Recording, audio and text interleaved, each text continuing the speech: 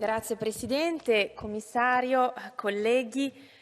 La speculazione sui prezzi dell'energia sta letteralmente mettendo in ginocchio cittadini ed imprese, ma purtroppo l'Europa non sembra rendersene conto. Oggi abbiamo insignito qui al Parlamento europeo il popolo ucraino del più alto riconoscimento europeo, appunto il premio Sakharov, ma non ci rendiamo conto che se l'Europa non intraprenderà a breve azioni concrete ed immediate a favore dei cittadini europei, questo significherà rendere molto presto impopolare il sostegno che l'Europa sta accordando all'Ucraina. Non possiamo infatti continuamente chiedere sacrifici ai nostri cittadini già piegati da 2 anni di pandemia senza offrire loro delle soluzioni concrete per il contenimento della bolla speculativa e soprattutto prospettive di uscita dalla crisi energetica.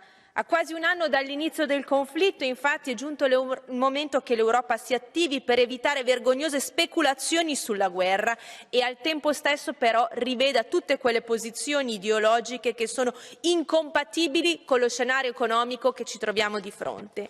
L'inflazione generata dalle scelte green, fuori dalla realtà, volute fortemente dalle sinistre europee, sta affostando la già difficile ripresa economica post-pandemica, colpendo soprattutto le fasce più deboli della popolazione e le piccole e medie imprese.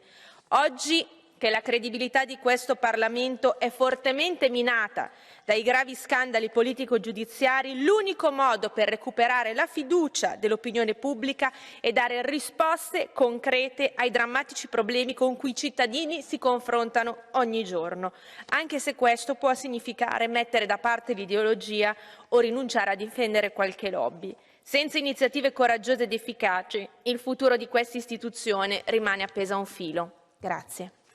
Facoltà ora di intervenire.